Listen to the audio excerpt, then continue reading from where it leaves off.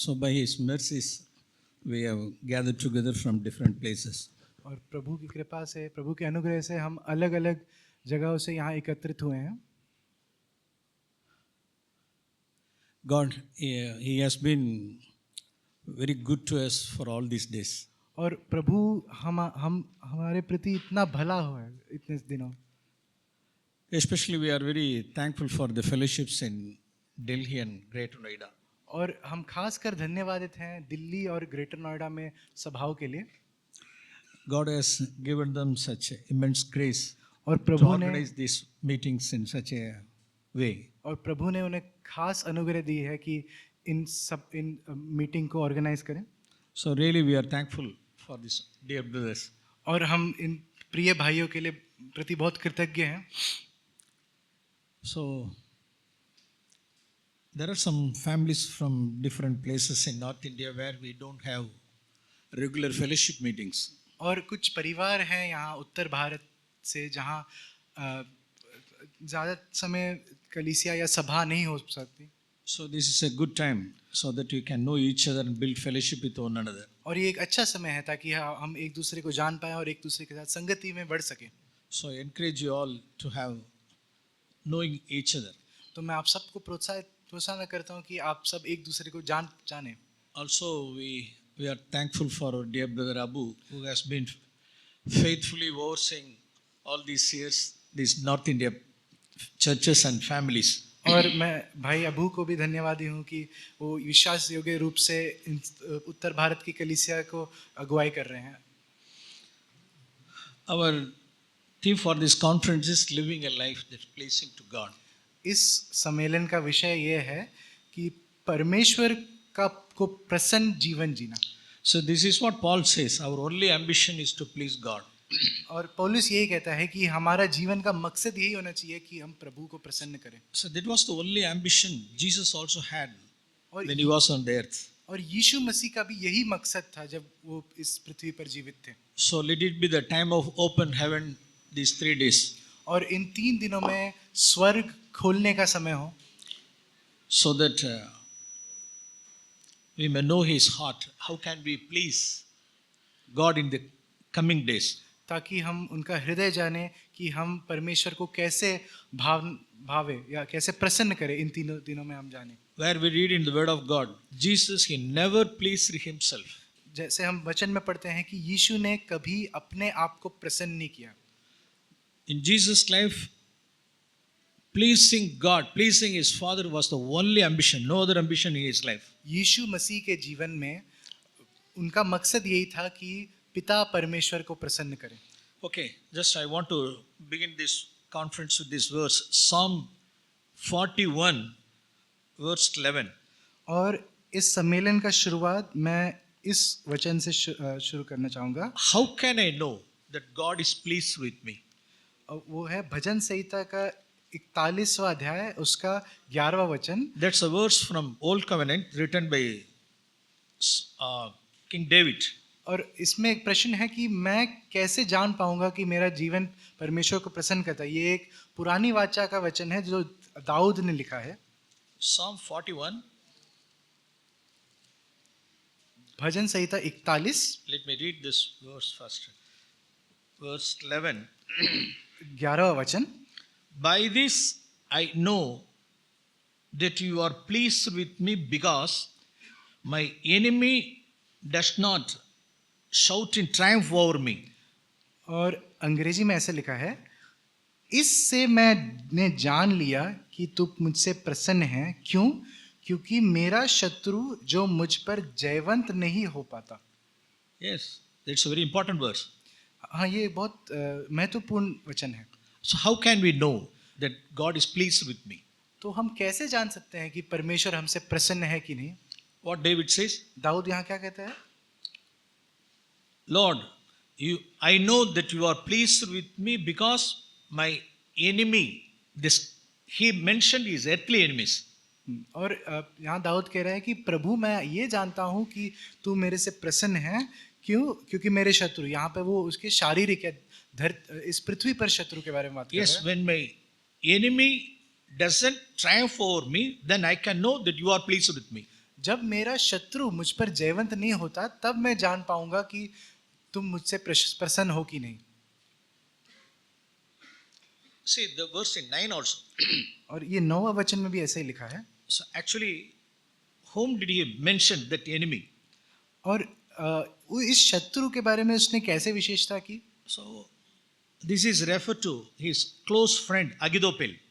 और ये उसके एक करीबी मित्र एथियोपियल के बारे में बताया गया है, Whom he trusted. जो उसे बहुत ट्रस्ट करता था। Such a true companion once he was. और ऐसा एक सच्चा मित्र था दाऊद का एथियोपियल। Later he became an enemy. और फिर वो उसका बैरी हो गया। So in that context he wrote this song. और उस विषय में ये भजन लिखा उसने। See verse 9. 9वां वचन, Even my close friend in whom I trusted, who ate my bread, has lifted up his heel against me. मेरा परम मित्र जिस पर मैं भरोसा रखता था, जो मेरी रोटी खाता था, उसने भी मेरे विरुद्ध लात उठाई है। So this was his prayer. और ये उसकी प्रार्थना थी। Lord, at any cost my enemies should not overcome me or triumph over me. परमेश्वर कुछ भी हो जाए मेरा शत्रु मुझ पर जयवंत ना हो। Okay, this is a old covenant understanding. हाँ, ये तो पुरानी करार की समझ है। In new covenant, नए करार में how should we take this verse? हमें इस वचन को किस रीति से लेना That चाहिए? is Psalm 41:11. जो कि है भजन संहिता 41 का 11। As we are in the new covenant time, जैसे हम नए करार के समय हैं, how should we take this verse? तो इस वचन को हमें कैसे लेना चाहिए? I know, by this I know that you are pleased with me because my enemy Satan does not triumph over me. Amen. इससे मैं जान लिया है कि तू मुझसे प्रसन्न है कि मेरा शत्रु जो कि शैतान है मुझ पर जयवंत नहीं हो पाता। Or we can understand this way also. और इसको हम एक और तरीके से समझ सकते हैं। By this I know that you are pleased with me because my flesh doesn't triumph over me. इससे मैं जान लिया कि तू मुझसे प्रसन्न करता है क्योंकि मेरा देह मुझ पर जयवंत नहीं हो पाता। So, in this world, इस संसार में we should not have any human enemies. हमें कोई शारीरिक शत्रु नहीं होना चाहिए हमारा। My dear brothers and families, और प्रिय भाइयों और प्रिय परिवारों, in this hall, इस हॉल में if anyone has an earthly enemy means अगर कोई है जिसका एक शारीरिक शत्रु है या पृथ्वी पर एक कोई शत्रु है, you are struggling and fighting with that human enemy means यदि आप एक शारीरिक शत्रु के खिलाफ लड़ रहे हो, already we are defeated. इसका मतलब है कि वो पहले ही हरा गए हैं। Yes, such people are all defeated Christians. और ऐसे सब मसीह वो हराए गए मसीह हैं। According to this verse, according to Jesus, और यीशु के अनुसार, इस वचन के अनुसार, he had no enemies, human enemies. उसके तो कोई शारीरिक शत्रु नहीं थे, Only Satan, that's all. केवल शैतान And his flesh. और उसका देह। One enemy outside is Satan. और जो बाहरी शत्रु वो क्या है? शैतान। One enemy inside us is flesh. और हमारे अंदर जो शत्रु है वो हमारा देह है। So no other human enemies for us. और इसके अलावा हमारे कोई शारीरिक शत्रु नहीं है। So we should have that vision as Jesus had. और हमारा यही दृष्टि होना चाहिए जो यीशु के पास थी। In what would have been Jesus' prayer और यीशु मसीह का प्रार्थना क्या हुआ होता होगा when he was on the earth? जब वो पृथ्वी पर थे? Father, पिता, I know you are pleased with me when Satan doesn't triumph over me. मैं ये जानता हूँ कि तुम मेरे से प्रसन्न हो जब शैतान मेरे पर जयवंत नहीं होता। So at any cost, don't let Satan triumph over me. That would be his cries. और उनकी चीख यही होगी कि जो भी हो शैतान मेरे पर जयवंत न होने दो। Or it may be, Father, do not let my flesh triumph over me.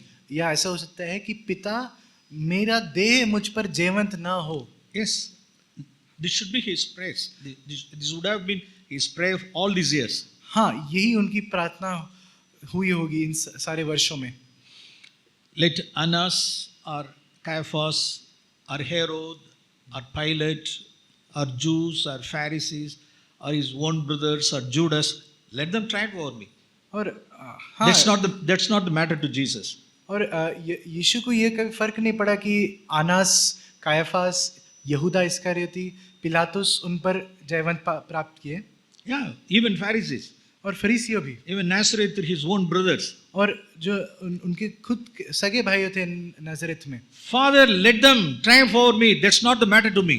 पिता ये सब मेरे ऊपर जय पा ले, But let not Satan and my flesh पर triumph over me. शैतान और मेरा देह मुझ पर जयवंत न होने दो। This was his prayer. और यही यीशु की प्रार्थना थी, He lived such life. और उन्होंने ऐसा जीवन जिया। Even if they ride over my head, that's not the matter to me. और यदि वो मेरे सर के ऊपर चढ़े तो भी कुछ फर्क नहीं पड़ता। So he had such a vision. Jesus had all these 33.5 years. He had such a vision. और यीशु के अपने जीवन के 33.5 साल उनका यही मकसद था। Just I want to show that one more verse और in Psalm 69 also. और भजन संहिता 69 में ये वचन एक और देखते हैं। So before that, in Psalm 41 itself. और इससे पहले भजन संहिता 41 में एक और वचन देखते हैं। Actually, there was a prophetic psalm. और ये एक भविष्यद्वक्ता का भजन था। These are prophecies about Jesus' life. और ये यीशु के जीवन के बारे में In- भविष्यद्वक्ता In देता verse है। 9 also, 9वें वचन में भी, even my close friend in whom I trusted. मेरा परम मित्र जिस पर मैं भरोसा रखता था। Yes, Jesus trusted Judas. और हाँ, यीशु ने यहूदा इस्करियत को पर भरोसा रखा था। He entrusted him with the cashback. और जो दान पेटी थी उसका भरोसादार यहूदा इस्करियत था। For 3.5 years, he was the treasurer. और 3.5 वर्ष वो दान पेटी का रखवाली करने वाला यहूदा इस्करियत He था। began to steal money from that cashback. पर वो उस दान पेटी से पैसा चुराने लगा, Later, he became a thief. और वो चोर हो गया।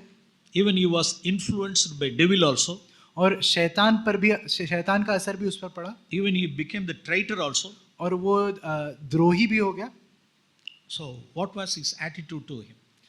पर मसीह का रवैया उनके प्रति क्या था? He was influenced by devil. हाँ, उसका शैतान का उस पर प्रभाव आया One था। among the 12 disciples, he was such a devil. और 12 शिष्यों में से भी एक शैतान से प्रभावित He था। was a thief. वो चोर था He was a traitor. और वो द्रोही था। What was his attitude to him? पर यीशु मसीह का रवैया उसके प्रति क्या था? He didn't consider him as an enemy. और यीशु ने यहूदा इस्करियोती को शत्रु माना ही नहीं था। Surely he would be tempted to send him away.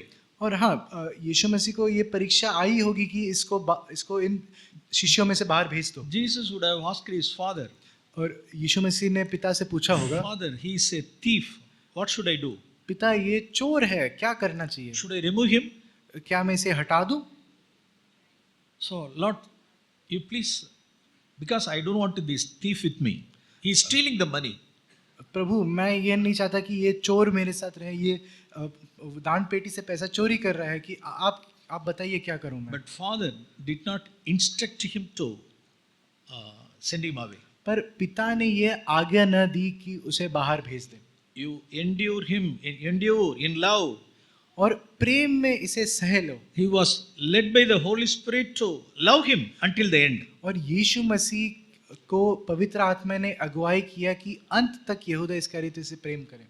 So even in our days, if anyone is not faithful in money matters, means in our church now, और यदि हमारे कलीसिया में यदि कोई पैसे के विषय में विश्वास योग्य नहीं है, surely that person, one who is not faithful in money matters, means he should be disciplined. और निश्चित रूप से यदि कोई भाई या बहन पैसे के विषय में विश्वास योग्य नहीं है, हाँ, उन्हें ताड़ना देनी चाहिए। Yes, we should send him away. हाँ, उन्हें बाहर भेजना चाहिए। But in Jesus' case, it was not like that. पर यीशु मसीह के विषय में या हम देखते हैं ऐसा नहीं था। Surely Jesus would have asked the Father, हाँ, निश्चय है कि यीशु मसीह ने पिता से पूछा होगा, Father, what should I do? पिता मैं क्या करूं? But he didn't get any instruction from the Father to move him away. पर पिता से कोई आज्ञा नहीं मिली उन्हें कि यहूदा इस्करियोती को बाहर भेजो। Okay, he endured to the end. हाँ, उसने सहा अंत तक सहा। Even we read in Gethsemane और- in John chapter 18. और गत्सेमने की वाटिका में भी पढ़ा था यूहन्ना की 18वें वचन में। That was the last encounter with Judas. और वो यहूदा इस्करियोती के साथ आखिरी मुलाकात थी। What did he say? उसमें उसने क्या बोला? Did he address him as a traitor? He didn't, ungrateful traitor. He didn't say like that. और क्या यीशु ने उससे ये कहा, हे अकृतज्ञ द्रोही? He didn't call him as an ungrateful traitor. और उन्होंने ऐसा नाम लेके नहीं पुकारा कि अकृतज्ञ द्रोही। So he washed his feet at the last encounter in Gethsemane. What did he say? He called him as friend. My friend. Praise the Lord. और यीशु ने उसके पाँव धोए और जब आखिरी बार मुलाकात हुई तो यीशु ने उसे मेरा मित्र करके पुकारा। So what does it show? और तो ये क्या दिखाता है? It shows ये दिखाता है he considered him all his human enemies as friends. वो अपने सारे जो शारीरिक शत्रु थे उन्हें मित्र मानता था। His only enemy was Satan only. उसका एक ही शत्रु शैतान था। By this I know that you are pleased with me because my enemy does not triumph over me. इससे मैं जान लिया कि तू मुझसे प्रसन्न है, मेरा शत्रु मुझ पर जयवंत नहीं हो पाता। Okay, not only Judas. और न केवल यहूदा इस्करियोती। See in Psalms 69. और हम भजन संहिता के 69 में देखेंगे। That psalm was also prophetic. और ये जो Psalm. भजन है ये भी भविष्यद्वक्ता का भजन है। 69. भजन संहिता 69 There we read.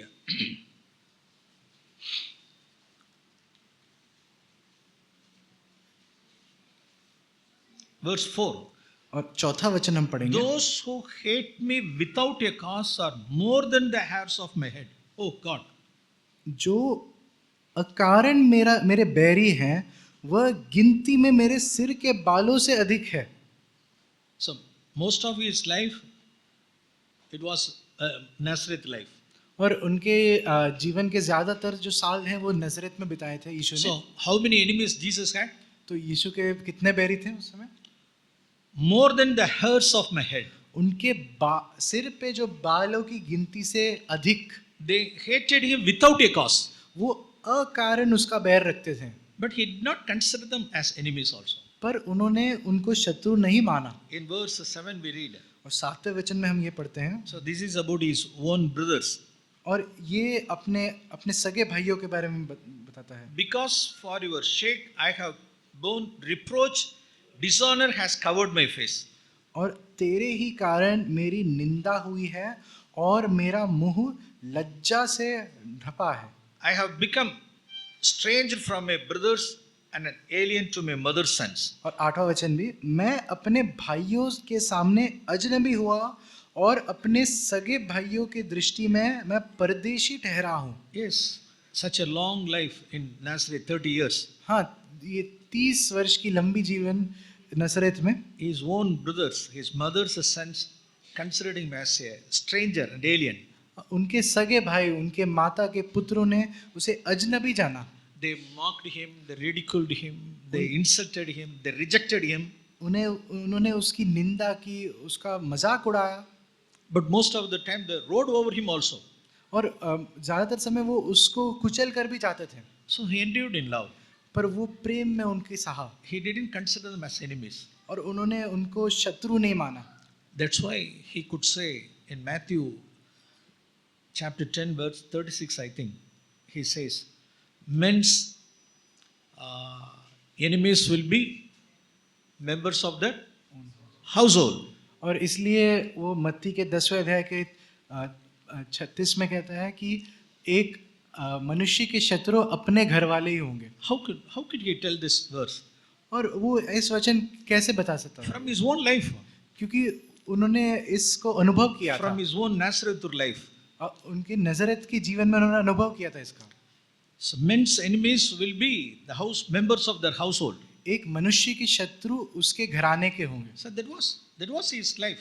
और यही इसका जीवन था। So most of the either in Nazareth life or 3.5 years ministry life.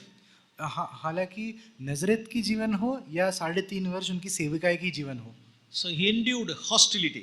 वो उनके उनके विरोध He en- उनके खिलाफ विरोध सहा उसने। yeah, he endured enmity and shame and hostility from many people. और उनके खिलाफ घृणा, निंदा और विरोध सहा यीशु ने, He endured in love. और उसने प्रेम में सहा, So that was pleasing to God. और यह परमेश्वर को प्रसन्न करता है। At any cost, he did not allow Satan to triumph over him. और कुछ भी कीमत या कुछ भी हो उन उस पर यीशु ने शैतान को उन पर जय पाने नहीं दिया। Okay, either in Nazareth life or in his ministry life. और हाँ, नाजरेत की जीवन भी हो या सेविकाई की भी जीवन हो। Okay, now let us turn to 2 Corinthians chapter 2, और आइए हम दूसरे कुरिन्थियों के दूसरे अध्याय में जाते हैं। verse 10 and 11. दूसरे कुरिन्थियों के दूसरे अध्याय उसका 10वां और 11वां वचन। 2 Corinthians chapter 2, verse 10 and 11. दूसरा कुरिन्थियों का दूसरा अध्याय उसका 10 You please read. और हम पढ़ेंगे, जिसका तुम कुछ क्षमा करते हो उसे मैं भी क्षमा करता हूँ, क्योंकि मैंने भी जो कुछ क्षमा किया है, यदि किया हो तो तुम्हारे कारण मसीह की जगह में होकर क्षमा किया है। 2 Corinthians chapter 2, no? Chapter 2, 2 verse 10 and verse 11। 10 and 11. Okay. 11 वचन कि शैतान का हम पर दाव न चले, क्योंकि हम उसकी युक्तियों से अनजान नहीं हैं। Yes. So that, verse 11 we read, so that no advantage would be taken us by Satan. और कि शैतान का हम पर दाव न चले, For we are not ignorant of his schemes. क्योंकि हम उसकी युक्तियों से अनजान नहीं हैं। So actually, we have to fix that Psalm 41 verse 11 in this verse. और हमें जो भजन संहिता का 41 का 11 है वो वचन इसके अंदर डालना है। 2 Corinthians 2:11, दूसरा कुरिन्थियों का दूसरे अध्याय का 11वां वचन Psalm 41:11. और भजन संहिता का 41 का 11वां वचन। You please, you can replace these verses there. और हम उन वचन को और भजन संहिता में इन वचनों को डाल सकते हैं। So how can I know that God is pleased with me? और मैं कैसे जान पाऊंगा कि परमेश्वर मेरे से प्रसन्न है? At any cost, we should not allow Satan to take advantage over us और कुछ भी हो, शैतान हम पर जयवंत नहीं होना चाहिए। by not forgiving others. और कैसे कि हम दूसरों को क्षमा ना करें। In verse 10, we read, 10वें वचन में पढ़ते हैं, I did it for your sakes in the presence of God. और मैंने ये किया तुम्हारे कारण मसीह की जगह होकर। What is the presence of God? और परमेश्वर की उपस्थिति क्या है? In the presence of God, I forgave him. यहाँ पे लिखा है कि परमेश्वर की उपस्थिति में मैंने उसे क्षमा किया। What is the presence of God? Christ. और यीशु की मसीह की उपस्थिति क्या है? Presence of Christ is continual forgiveness. और मसीह की उपस्थिति क्या है? वो है निरंतर क्षमा करना। Not 7 times. 7 बार नहीं, 77 times continuous forgiveness. 77 बार निरंतर क्षमा करना। That is presence of Christ. वहाँ पर यीशु का उपस्थिति है। Such life Jesus lived in this earth. और ऐसा जीवन यीशु ने इस पृथ्वी पर जिया। My dear brothers, प्रिय भाइयों बहनों, we should have the clear understanding of the presence of Christ. हमें ये एक स्पष्ट जानकारी होनी चाहिए यीशु Even मसीह now, के even now. अभी भी So 24/7 निरंतर is forgiving, forgiving, forgiving, forgiving, forgiving. क्षमा करता रहा, क्षमा करता रहा, क्षमा करता रहा। So by this time, how many people's prayers would reach His presence? और अभी तक इस समय तक कितने लोगों का प्रार्थना स्वर्ग में गई All होगी? over the world, how many believers, how many brothers and sisters in this at present? और इस वर्तमान में संसार में कितने विश्वासी हैं Lord, forgive me. जो प्रार्थना कर रहे हैं, प्रभु मुझे क्षमा कर, Forgiven. क्षमा हो, Lord, forgive me. प्रभु मुझे क्षमा कर, Forgiven. क्षमा हो। So that's the presence of Christ. और यही यीशु की उपस्थिति है। Even in the days of His earthly life also, और उनके शारीरिक जीवन में भी complete, continuous forgiveness. निरंतर क्षमा करना, That's the presence of Christ. यही यीशु मसीह का उपस्थिति है। Not 7 times or 77 times. 7 बार भी नहीं, 77 बार भी नहीं। If is there anyone in our life not forgiving others? क्या हमारे जीवन में कोई है जिसका हमने क्षमा नहीं किया? In this hall, इस हॉल में what's our theme of our conference? हमारे सम्मेलन का विषय क्या है? Living a life that pleases to God. एक ऐसा जीवन जीना जो परमेश्वर को प्रसन्न करता है। What pleases God? परमेश्वर को प्रसन्न क्या करता है? Forgiving others. Forgive others. दूसरों को क्षमा करना। Don't keep any grudges or आप- bitter attitude towards anyone. और आप दूसरों के विरुद्ध कोई कड़वाहट ना रखें अपने हृदय में। Just I want to show one verse in John chapter 19. और यूहन्ना के 19वें अध्याय में एक दिखाना चाहता हूँ। एक John वचन। chapter 19. यूहन्ना का सुसमाचार उसका 19वां अध्याय।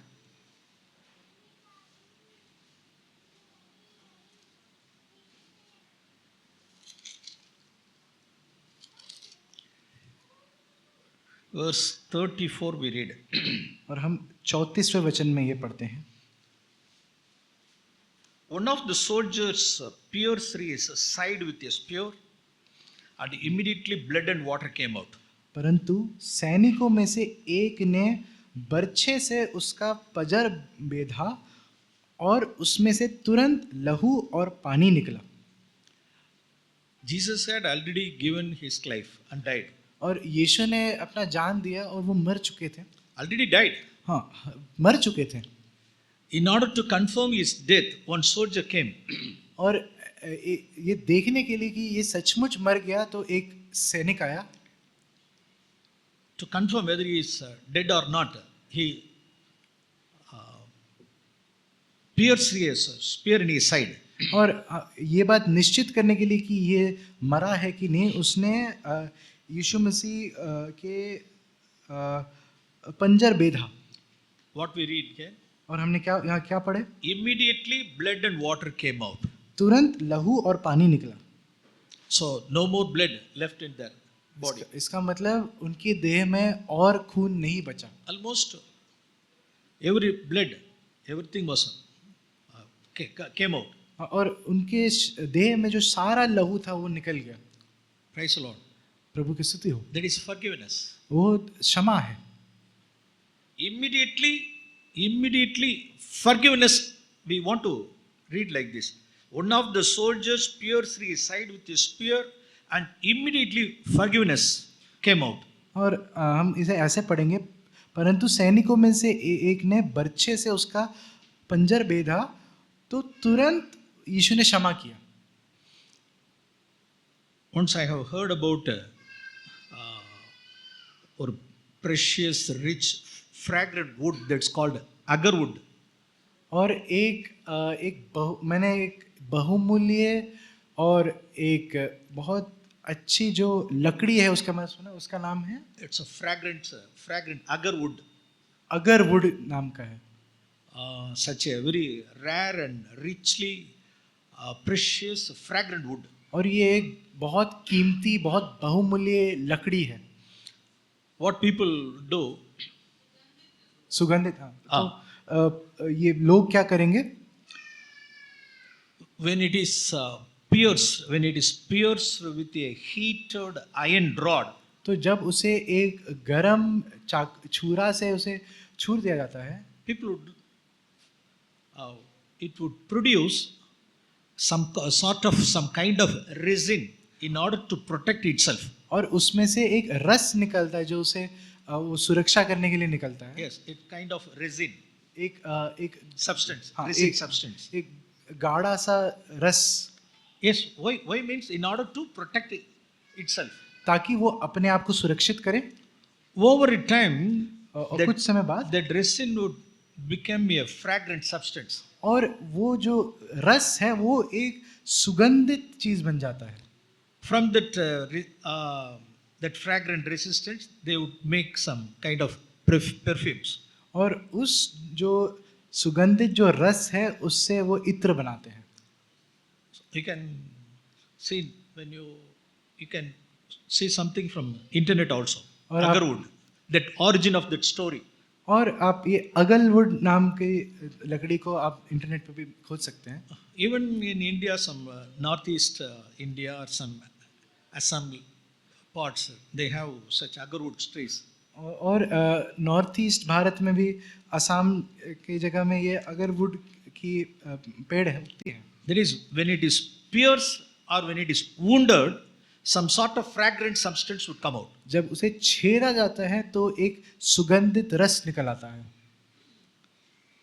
See, just see here तो यहाँ पे हम इसको पढ़ेंगे फिर से. in the life of Jesus. यीशु मसीह के जीवन में When Jesus was pierced, जब यीशु को छेदा गया था, what came out? क्या निकला बाहर? Forgiveness came out. क्षमा निकला बाहर. That's a fragrance of Christ. और वो मसीह यीशु की सुगंध है. That sweet aroma, fragrance of forgiveness came out when he was pierced. और ये एक सुगंध है जो यीशु मसीह से निकली जब वो उन्हें छेदा था. When agarwood is pierced, जब अगरवुड को छेदा जाता है, fragrant resin would come out. एक सुगंधित रस निकलता है उससे. When Jesus was pierced, जब यीशु मसीह को छेदा गया था, yes, forgiveness came out. क्षमा निकला. What about us? हम में से क्या? हमारे लिए क्या? When people, when we are wounded by others, when we are hurted, when we are pierced by words or deeds, जब लोग हमें कार्य या शब्दों से छेदते हैं या हमें चोट पहुंचाते तो हमारा इसका उत्तर क्या है? when our names and fames and dignities are being damaged, तो जब हमारा नाम और शान उस पर उसको डैमेज किया जाता है, either from our family members, हो सकता है हमारे परिवार के लोगों से. for example, dear sisters, और उदाहरण के तौर पे प्रिय बहनों, when you are pierced and wounded by your husband, जब आपके पति से आपको चोट पहुंचाया है, yeah, by your in-law, या आपके ससुर ने, by your own family members, आपके खुद के परिवार वालों से, or by your church families, और आपके कलीसिया के परिवार वालों yes, से, when you are pierced and wounded, जब आपको छेदा जाता है, आपको चोट पहुंचाया जाता what है, comes out from you? तो आपसे क्या निकलता है? What kind of resin, what kind of fragrance comes out? तो आपसे क्या सुगंध या क्या रस निकल के आता है? In Jesus' life, यीशु के जीवन में, praise the Lord, यीशु की स्तुति हो, प्रभु की स्तुति हो, forgiveness, क्षमा. that's the life pleasing to God. और यही जीवन है जो परमेश्वर को प्रसन्न करता है. We should not look at the people. There's no human enemies for us. और हमें लोगों को नहीं देखना, हमारे लिए कोई शारीरिक शत्रु नहीं है. So by this we can know that God is pleased with me. और इससे हम जान सकते हैं कि परमेश्वर मेरे से प्रसन्न है. There should not be any enmity or hatredness or unforgiving attitude towards anyone in this earth. और इस पृथ्वी पर मेरे किसी के खिलाफ एक जलन या कड़वाहट या क्षमा न करने की रवैया नहीं होना चाहिए. Okay, this is one way. This is one way we can know that God is pleased with me. और ये एक तरीका है जिससे हम जान पाएंगे कि परमेश्वर मेरे से प्रसन्न है कि नहीं. At any cost, we should not let Satan triumph over us. और कुछ भी हो, हमें शैतान को अपने ऊपर जय प्राप्त One more verse also. करना देना नहीं चाहिए. Ephesians chapter 4. और इफिसियों के 4 अध्याय 26 and 27. 26 और 27. So these are all the verses we have been listening in our churches. और ये सब वचन है जो हम कलीसिया में सुनते जाते हैं. Ephesians 4:26 and 27. इफिसियों का 4 अध्याय इसका 26 और 27. Do not let the sun go down on your anger. तुम्हारे क्रोध पर सूर्य अस्त न होने दो. Don't give the devil an opportunity. और शैतान को अवसर न दो. So, do not let the sun go down on your anger. This is the time lit for the spiritual babes. और ये सूर्य अस्त होने तक तुम्हारा क्रोध न रहे, ये आत्मिक बालकों के लिए एक समय सीमा है. That is before we go to bed. मतलब कि हम सोने से पहले It should be settled. हमारा जो ये हिसाब है वो सेटल हो जाना चाहिए. Either making apology or asking apology. यदि Giving apology. हम दूसरों से माफी मांगे या दूसरों को क्षमा करें. Yes, it should be settled. हाँ, ये हिसाब लग जाना चाहिए. Otherwise, वरना what we read in 27, 27 में क्या बोलते don't हैं? give the devil an opportunity. शैतान को अवसर न दो. That means we should not nourish this anger in our heart. It should be settled. मतलब हमें अपने हृदय में क्रोध को पालना नहीं है. Yes, there are people, they are keeping grudges. और लोग हैं जो क्रोध को अपने हृदय में रखे रहते हैं. If by morning 9 o'clock, if I got angry with my wife or husband, यदि सवेरे 9 बजे मैं अपने पति या पत्नी से क्रोधित हुआ, it should be settled within 5 minutes. That's all. उसका मेल मिलाप 5 मिनट में हो जाना चाहिए. That's the time. हाँ, ये सीमा है समय का. But we have time up to sunset. पर हमारी जो समय सीमा है, हम या हमें सूर्य अस्त तक समय है. Yes, even in our midst there are believers. हाँ, हमारे मध्य में भी विश्वासी हैं. They don't want to settle that matter even for a week. वो उस विषय का मेल मिलाप एक हफ्ते तक भी नहीं करना चाहते. They are expecting forgiveness, sorry from others. They are expecting.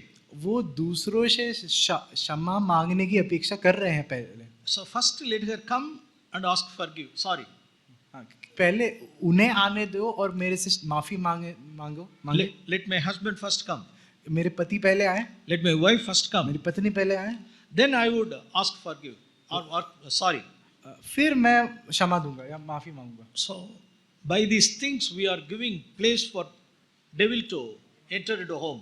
और इन सब चीजों से शैतान को एक मौका दे रहे हैं कि वो हमारे घर में आए. My dear brothers, we should not play fool with these things. प्रिय भाइयों बहनों, हमें इन सब चीजों को हल्के में नहीं लेना चाहिए. We should not be aware of his schemes. और हमें उसकी योजनाओं के अनजान नहीं होना है. What was his scheme? उसका योजना क्या था? Keep revenge. कि दूसरों से बैर रखो. Keep your bitterness always have with you. कड़वाहट रखो. Don't forgive. क्षमा न करो. So these are the schemes of Satan. और ये सब शैतान की We योजनाएं should हैं. not be outwitted by Satan. हमें शैतान से मूर्ख न बनना है. Yes, we should not be deceived. हमें धोखा न खाना है. By this we know that God is pleased with me. हम इससे जान सकते हैं कि परमेश्वर मेरे से प्रसन्न है. So let us keep all these verses in our heart. हम कृपया इन सब वचनों को हमारे हृदय में रखें. So not only Satan, और न केवल शैतान. in Romans chapter 8 verse 8, Romeo के 8वें अध्याय के 8वें वचन में, Romans chapter 8 verse 8, रोमियो के 8वें अध्याय के 8वें वचन में, in one way we understand that by this I know that you are pleased with me when my flesh does not triumph over me.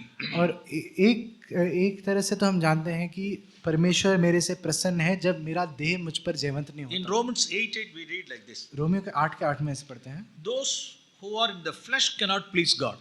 जो शारीरिक दशा में हैं वे परमेश्वर को प्रसन्न नहीं कर सकते. One enemy is Satan, एक शत्रु तो शैतान है that is outside us. जो हमारे बाहर है, One enemy is inside us, और एक शत्रु हमारे भीतर है that is flesh. जो देह है. Those who are in the flesh cannot please God. और यहाँ पे है, परंतु जो शारीरिक या देह में रहते हैं वह परमेश्वर का प्रसन्न नहीं कर सकते. Those who walk according to the lusts of the flesh, यानी जो इस शरीर की अभिलाषा के अनुसार चलते हैं वो परमेश्वर का प्रसन्न नहीं कर yes, they सकते. cannot please God. हाँ, वो परमेश्वर को प्रसन्न नहीं कर सकते. By the power of the Holy Spirit, we have to crucify the lust desires. पवित्र आत्मा के सामर्थ्य से हमें इस शरीर की अभिलाषाओं को क्रूस पर चढ़ाना है. In all these 30 years of Nazareth life, और यीशु मसीह के 30 वर्ष नसरत में जो बिताए थे उन्होंने, Jesus didn't act as the desires of this flesh. यीशु ने अपने शरीर के इच्छाओं या शरीर के अभिलाषाओं के अनुसार कभी Yes, that's why नहीं किया कार्य. when he was baptized, he was get that comment from God. I am pleased with you. You are my dear son. और इसलिए जब उनका बपतिस्मा हुआ तो प्रभु पिता ने कहा कि ये मेरा प्रिय पुत्र है, इससे मैं प्रसन्न हूँ. Okay, I want to show a passage from 1 Samuel और एक वचन हम पहले शमूएल की किताब को First Samuel chapter 15. पहला शमूएल का 15वां अध्याय 1 Samuel chapter 15. पहला शमूएल का 15वां अध्याय Who started well? King Saul started his life very well, but he ended in the flesh. और यहाँ पर किसके बारे में देखते हैं जिसने अपनी जीवन का शुरुआत अच्छे से किया पर अंत अच्छे से नहीं किया? राजा शाऊल के बारे में, Where he was asked to destroy the Amalekites completely. जब शाऊल को बोला था कि अमालेकी लोगों को पूरे तरीके से नष्ट कर दो. So you know the whole story. हाँ, अब पूरी कहानी तो जानते हैं. See what we read. हम पढ़ते हैं Verse 9. First Samuel chapter 15 verse 9. पहला शमूएल का 15वां अध्याय उसका 9वां वचन. Saul and the people spared Hagag and the best of the sheep, the oxen, fatlings, the lambs, all that was good, and were not willing to destroy them utterly. But everything despised and worthless, they utterly destroyed. 9वें वचन में ऐसे करते हैं, परंतु आगाग पर और अच्छी सी अच्छी भेड़ बकरियां, गाय बैले, मोटे पशुएं और मेमने और जो कुछ अच्छा था उन पर शाऊल और उसकी प्रजा ने कोमलता की और उन्हें नष्ट करना न चाहा, परंतु जो कुछ तुच्छ और निकम्मा था उसको उन्होंने सत्यानाश कर. He destroyed only the best oxen and sheep. Sorry, worthless. उन्होंने केवल वो जो निकम्मे और जो तुच्छ बैल बकरी थे उनको नष्ट किया. That utterly that were destroyed. और उनको सत्यानाश किया है. Worthless things. जो तुच्छ और नीच वस्तुएं थी. But he spared best of the sheep and oxen. और जो उत्तम गाय बैली थी उनको उन्हें बचाए रखा था. So this was not the story of King Saul. पर ये राजा शाऊल की कहानी. Even now, that's the story of ours. ये केवल राजा शाऊल की कहानी नहीं थी, ये हमारी भी कहानी है. Amalekites that represent flesh and its desires. और अमालिकी किसको दृश्य करते हैं? हमारे देह और शरीर के काम. We can also spare best to less. और हम भी उन उत्तम अभिलाषाओं को बचा के रख सकते हैं. We can spare the best desires. जो उत्तम हमारी flesh. और जो उत्तम अभिलाषा या उत्तम इच्छाएं हैं देह की, उसको हम छोड़ के रख सकते हैं. Yes, we can destroy the worthless less. हाँ, जो तुच्छ या नीच जो अभिलाषा है उनको तो नाश कर सकते हैं. Yes, in less also there are A grade and B grade less. और अभिलाषाओं में भी एक उत्तम स्थल होता है और उससे निचला स्थल होता है. A grade lust, A grade जो अभिलाषा या उत्तम अभिलाषा है, B grade lust, और निचले अभिलाषा या बी ग्रेड worthless lust. और उससे तुच्छ अभिलाषा. Or we can say first grade, second grade, worthless grade. या हम ऐसे कह सकते हैं प्रथम ग्रेड, द्वितीय ग्रेड और निचला grade. Yes, there are people. They were even in our midst. और हाँ, हमारे बीच में भी, मध्य में भी लोग हैं. There are brothers and families even in our midst. They destroy worthless lust like fornication. और हमारे मध्य में भी भाई और बहनें हैं जो तुच्छ अभिलाषा उनको तो नष्ट कर देते हैं, जैसे व्यभिचार, smoking, धूम्रपान करना, watching filthy movies, और गंदे गंदे चित्र देखना, watching secretly pornography, और अश्लील चित्र को देखना, वो indulging in sexual immoral sins, और यौन पापों करना, drug addicts, और drug addiction, addicted to drugs and alcohols, और दारू और नशे, or underage's means of earning money, या विश्वासहीन या अविश्वास योग्यता से पैसा कमाना, or masturbation. या हस्तमैथुन करना. So what are all these? तो ये सब क्या है? These are all worthless lusts और of the ये- flesh, और ये which are all manifested. और ये सब शरीर की तुच्छ अभिलाषाएं हैं. Yes, there are people. हाँ, लोग Yes, there are brothers and sisters. भाई और बहनें हैं. Yes, they have already destroyed this lust. और हाँ, इन तुच्छ अभिलाषा को तो विनाश कर दिया. But पर I'm sorry to say this. मुझे ये कहने में दुख होता है. There are many brothers and sisters. बहुत भाइयों बहनों ऐसे हैं. They are sparing A-grade lust or best जो lust. जो प्रथमी श्रेणी की अभिलाषाएं या जो उत्तम अभिलाषाएं उनको बचा के रख रहे हैं. Those are all good-looking lust. वो सब दिखने में अच्छे अभिलाषाएं हैं. But lust only. But the flesh and lust. But they are good-looking. हाँ, वो तो शरीर की अभिलाषा है. हाँ, पर वो दिखने में अच्छी हैं. Some lusts are legitimate, legal, lawful lusts. और कुछ जो अभिलाषाएं हैं वो कानून के अनुसार लागू हैं. Legitimate, lawful, legal lusts are also in the flesh. और आज्ञाकारी अभिलाषाएं हैं. We have to identify it. हाँ, हमें इनको पहचानना है. If we are faithful, the Holy Spirit will convict us. और यदि हम विश्वास योग्य हैं तो पवित्र आत्मा इन्हें हमें दिखाएगा. Yes, this is lust. हाँ, ये अभिलाषा है. Kill it, destroy it. इसको मार डालो, इसको नाश कर दो, विनाश कर दो. Otherwise, this Amalekite, otherwise this lust will kill you.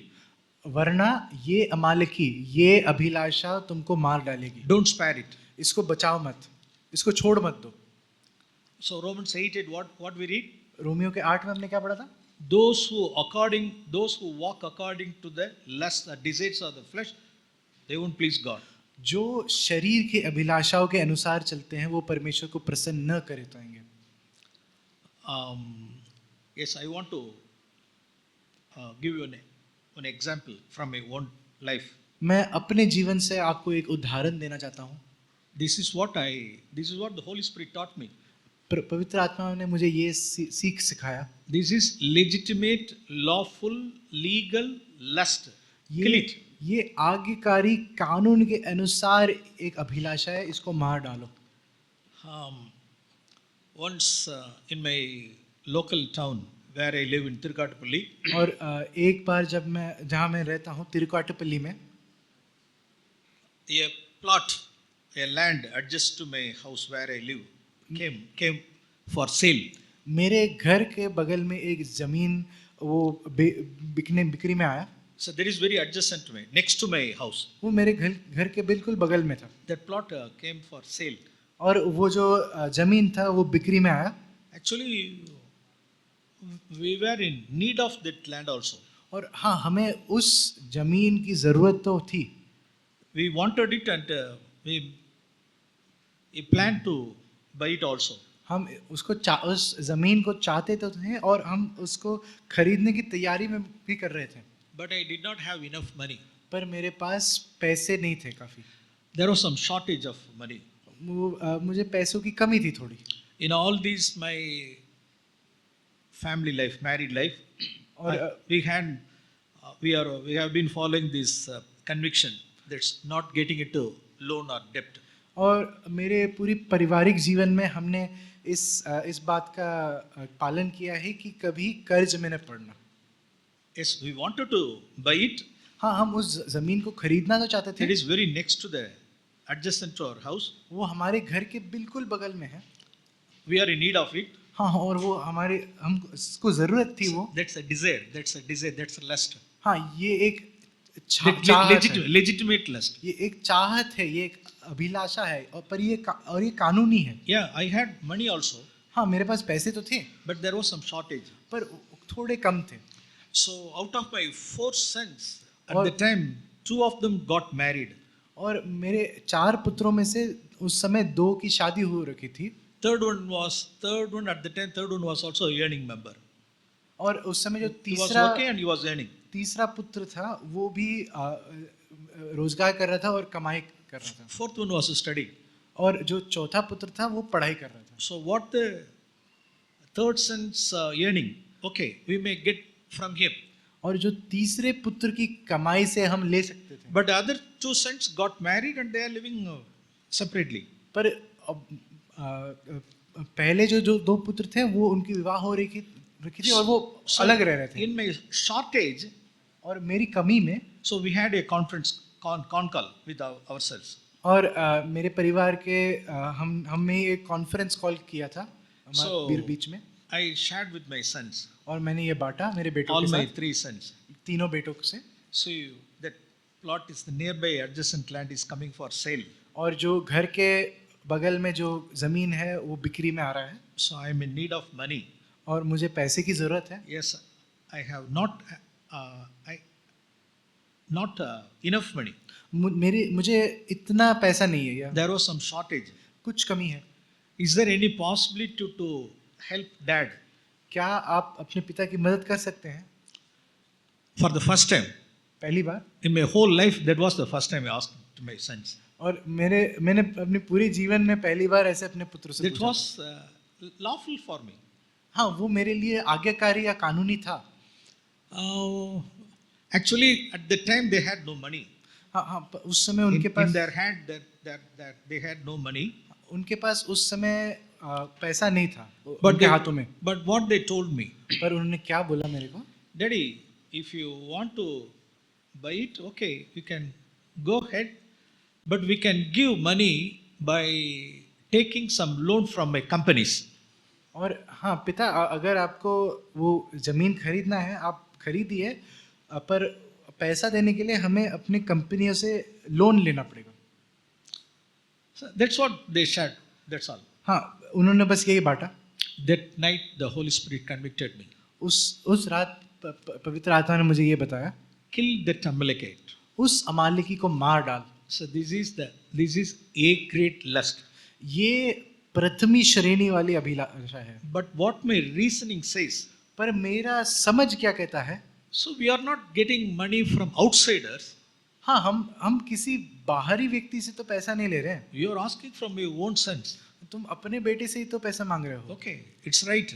हाँ, वो तो सही तो है। So you are buying this land only for the futuristic purpose and welfare of your children only. You are going to buy that land. और अपने जो बच्चों के वैभव के लिए तो तुम इस जमीन को खरीद रहे हो। So why don't you? तो क्यों नहीं करते हो? But the Holy Spirit clearly spoke to me. पर पवित्र आत्मा ने मुझसे स्पष्ट रूप से बात किया, No, no, no. नहीं। Tomorrow morning, call your sons and tell them, Daddy stopped this plan. कल सुबह अपने पुत्रों को बुला के ये कहो कि तुम्हारे पिता ने ये रोक दिया है ये What योजना। the Holy Spirit convicted me. तो पवित्र आत्मा ने Yes, मुझे सीखा। though your desire may be legitimate and lawful, हाँ, हालांकि तुम्हारी जो इच्छा है वो उचित और आज्ञाकारी हो। you are number one, you are asking money. पहली बात कि तुम पैसा मांग रहे हो। Number two, दूसरी बात, they didn't have money as much they have. They could not help at the time. हाँ, उस समय उनके पास मुझे मदद करने के लिए पैसा नहीं था। In order to help you means they had to go for loan. और आपकी सहायता करने के लिए उनको लोन लेना पड़ा होगा। So all these years they have seen your life without getting into debt. इन बहुत वर्षों से आपके बच्चों ने आपका जीवन देखा है कि आप बिना कर्ज से रह रहे हो। Now don't motivate them to do certain thing. और उन्हें यह मंशा न दे कि वो भी कर्ज ले। Okay, we dropped that plan. हाँ, फिर हमने वैसे उस पर ऐसे बात किया उस विषय पर। Actually that owner, they came forward to give only for us. और पर फिर वो जमीन का मालिक है, वो मेरे को देने के लिए खुद आया। Then it's went to some other person. फिर वो किसी और व्यक्ति को चला गया। Yes, I think now when I look back, that was a snare for me. हाँ, जब मैं पीछे देखता हूँ मेरे लिए एक जाल था। Even in our midst, there are brothers. और हमारे मध्य में भी भाई हैं। I have come across certain brothers. मैं कुछ भाइयों को मिला हूँ। Parents build their houses in a grand manner.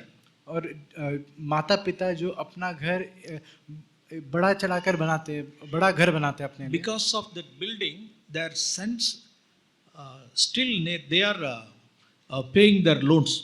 और उस इमारत या उस घर के वजह से उनके बेटे अब भी लोन भर रहे हैं। So they are going through some tough situations also. हाँ, उन्हें उनके जीवन में कठिन परिस्थितियां हैं। So such family issues, when I sat with them, I heard all those things. और जब मैं उनके साथ बैठा, ऐसी पारिवारिक समस्या मुझे सुनने को मिली। So when I look back, जब मैं पीछे देखता हूँ, Lord, Prabhu you have been very faithful to me, आप विश्वासी हुए हो मेरे प्रति, not to be entangled with these earthly affairs. कि मैं इन सांसारिक उलझन में उलझ ना जाऊं। So my dear brothers and sisters, families, प्रिय भाइयों और बहनों और परिवारों, we can easily identify worthless lusts. हम जो नीच अभिलाषा है उनको आसानी से पहचान सकते हैं। Even in our midst, there are families. और हमारे मध्य में भी परिवार हैं। During the time of sharing their properties or wealth, or in the case of jewelry, sharing their jewelries, parents' jewelries. और जो संपत्ति या धन या गहने जब एक अपने माता पिता के साथ बांट रहे होते हैं, Behind all those things, उन सब के पीछे the people, they are entangled with enmities. वो बैरियों में उलझे हुए हैं, Enmities with their own siblings. अपने भाई बहनों के साथ बैर। No, you should be aware of Satan's schemes. हाँ, आपको इन सब योजनाओं से अनजान नहीं होना। Yes, these are all A grade, first grade, lawful, legal, legitimate lusts. We should identify such lusts. ये सब ए ग्रेड, प्रथम श्रेणी, उचित, आज्ञाकारी अभिलाषा है और हमें इनको पहचानना चाहिए। By the power of the Holy Spirit, we should crucify it. और पवित्र आत्मा के सामर्थ्य से हमें इनको क्रूस पर चढ़ाना है। So, our one enemy inside is flesh. और हमारा भीतरी शत्रु क्या है? वो देह है। One enemy outside is Satan. जो बाहरी शत्रु है वो शैतान है। Either flesh or Satan, we should not allow them to triumph over us. और शरीर और शैतान इनको हम पर विजय प्राप्त करना हमें अनुमति नहीं देनी है। Let us pray. हम प्रार्थना करें। Heavenly Father, स्वर्गीय पिता, Lord, you please speak to them, each and every one of people, Lord Jesus. प्रभु अब हम सबसे बात करें, हम सबसे, During the time of our temptations, कि हम अपने परीक्षा के समय we should have our vision like Jesus, Lord. हम अपनी दृष्टि यीशु के जैसे बनाएं। We should, with your help, we should identify the lust, A grade lust. हम आपकी सहायता से वो प्रथम श्रेणी के अभिलाषाओं को पहचान पाएं। We should not spare it. हम उन्हें छोड़ ना दें। We should not allow Satan to triumph over us. हमें शैतान को अपने ऊपर विजय प्राप्त करने न देना चाहिए। In our earthly life, no one in this hall should have any human enemies, Lord. हमारे संसारिक जीवन में कोई शारीरिक शत्रु इस हॉल में जो भी हैं उनका कोई होना नहीं चाहिए। When someone pierces us, or wounds us, or hurts us, जब only forgiveness should come out from our life. जब कोई हमें छेदता है या चोट पहुंचाता है, सिर्फ क्षमा आनी चाहिए हमसे। That's the fragrance. और यही सुगंध है। Lord, help us. प्रभु हमारी सहायता कर, With the power of the Holy Spirit, पवित्र आत्मा की सामर्थ्य से। it may be so, Lord Jesus. ऐसा ही हो प्रभु यीशु। Amen. आमीन।